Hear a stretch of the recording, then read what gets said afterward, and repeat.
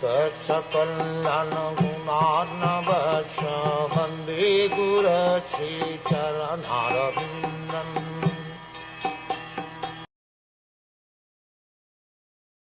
Thus, he is the actual seer who worships, in the form of transcendental sound representation, the Supreme Personality of Godhead, Vishnu, who has no material form. Our present senses are all made of material elements, and therefore they are imperfect in realizing the transcendental form of Lord Vishnu.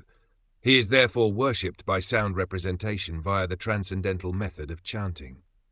Anything which is beyond the scope of experience by our imperfect senses can be realized fully by the sound representation. A person transmitting sound from a far distant place can be factually experienced. If this is materially possible, why not spiritually? This experience is not a vague impersonal experience. It is actually an experience of the transcendental personality of Godhead, who possesses the pure form of eternity, bliss and knowledge. In the Amarakosh Sanskrit dictionary, the word murti carries import in twofold meanings, namely form and difficulty. Therefore, a murtikam is explained by Acharya Vishwanath Chakravarti Thakur as meaning without difficulty.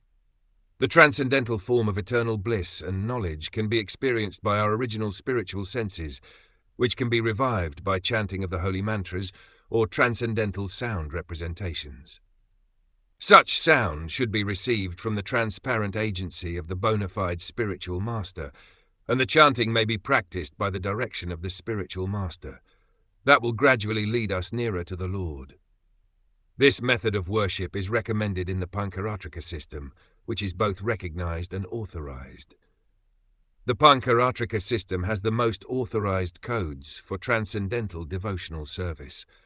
Without the help of such codes, one cannot approach the Lord, certainly not by dry philosophical speculation.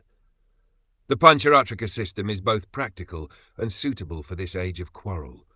The Pancharatra is more important than the Vedanta for this modern age.